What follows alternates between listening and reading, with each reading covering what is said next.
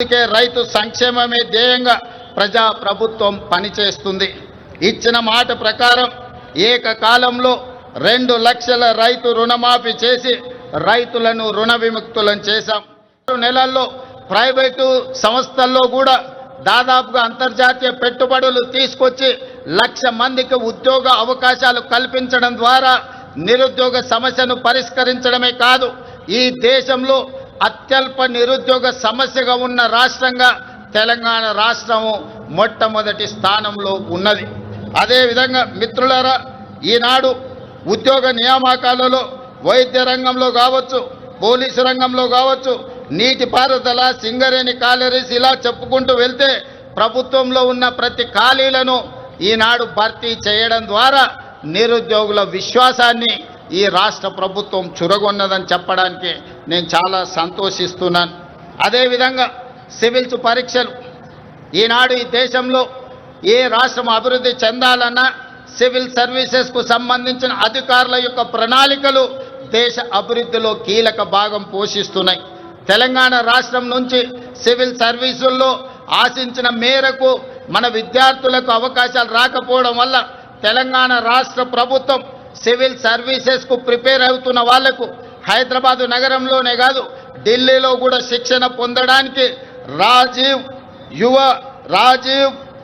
యువ వికాసాన్ని అందించడం ద్వారా సివిల్ సర్వీసెస్ ప్రిలిమ్స్కి ఎన్నికైన వాళ్లకు ₹1,00,000, మెయిన్ పరీక్షలకు ఎన్నికైన వాళ్లకు ₹1,00,000 ఆర్థిక సహాయాన్ని అందించడం ద్వారా ఈనాడు దేశంలోనే మన విద్యార్థులు అత్యధికంగా సివిల్ సర్వీసెస్కి ఈరోజు ఎన్నిక కాబడ్డారని చెప్పడానికి నేను సంతోషిస్తున్నాను.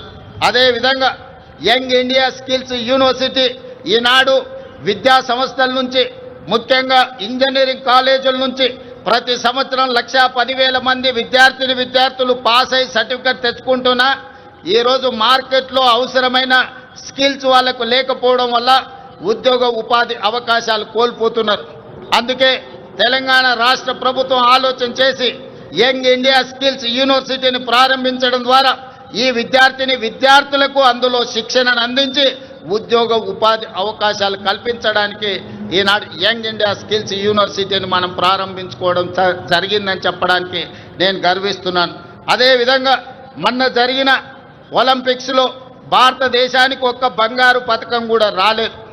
140 కోట్ల జనాభా ఉన్న ప్రపంచంలోనే అత్యధిక జనాభా ఉన్న దేశంగా గుర్తింపు పొందిన భారతదేశం ఒలింపిక్స్లో బంగారు పథకాన్ని సాధించకపోవడం మనకు నిజంగా ఆలోచన చేయవలసిన సందర్భం.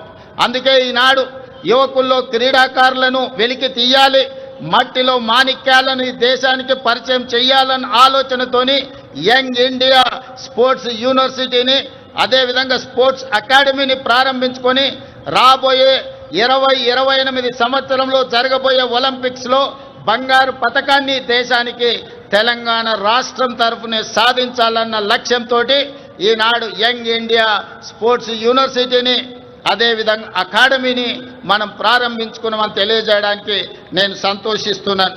అదేవిధంగా యంగ్ ఇండియా ఈరోజు ఇంటిగ్రేటెడ్ రెసిడెన్షియల్ స్కూల్స్ గతంలో ప్రభుత్వాలు SC, ST, BC, minority, EWS కోటాలో ఉండే విద్యార్థులకు వివిధ ప్రాంతాలలో రెసిడెన్షియల్ స్కూళ్ళు నడిపేవాళ్ళు. దాంతో వాళ్ళలో ఒక ఆత్మ న్యూనతా భావము ఏర్పడడానికి అవకాశం ఉంది.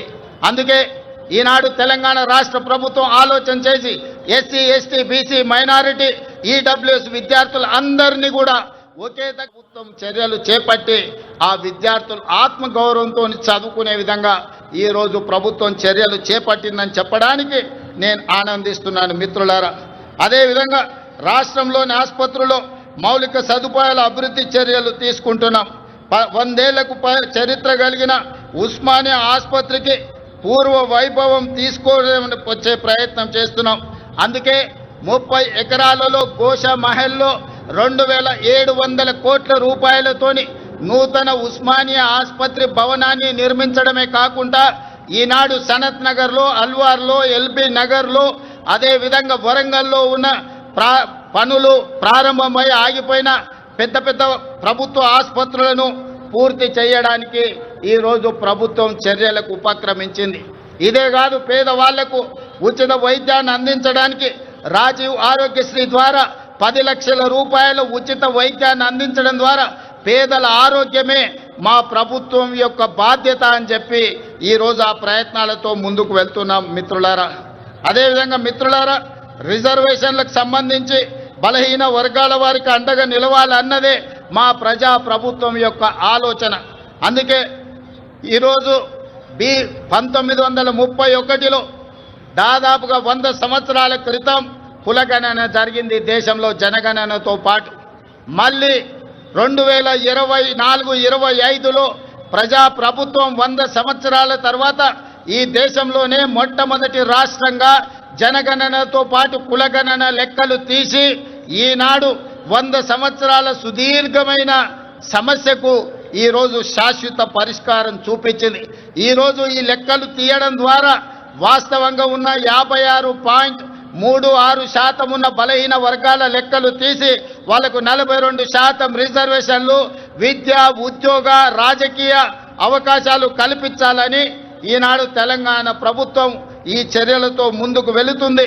ఈరోజు తెలంగాణ రాష్ట్ర ప్రభుత్వం తీసుకున్న ఈ విప్లవాత్మకమైన నిర్ణయం వల్ల కేంద్ర ప్రభుత్వం కూడా రాబోయే జనగణనలో కులగణన చేపట్టాలని నిర్ణయం తీసుకున్నది. తెలంగాణ రాష్ట్రం దేశానికే ఆదర్శంగా నిలబడి కులగణన చేసిందని చెప్పడానికి నేను చాలా సంతోషిస్తున్నాను. అదేవిధంగా మీకందరికీ తెలుసు, ఎస్సీ కులాల ఉపకులాల వర్గీకరణ దాదాపుగా 40 సంవత్సరాల నుంచి ఎన్నో పోరాటాలు చేసి ఎంతోమంది అమరులై సుప్రీంకోర్టు జడ్జిమెంట్ తీసుకొస్తే ఎస్సీ కులాల వర్గీకరణ మొట్టమొదటి రాష్ట్రం తెలంగాణలోనే మా ఎస్సీలకు ఉన్న 15% రిజర్వేషన్ని గ్రూప్ 1కు 1%, గ్రూప్ 2కి 5%, గ్రూప్ 3కి 9% ఇవ్వడం ద్వారా ఎస్సీ కులాల వర్గీకరణ చేసి దేశంలోనే మొదటి రాష్ట్రంగా వర్గీకరణ చేసిన రాష్ట్రంగా మనం ముందు బాగాన నిలబడ్డాం.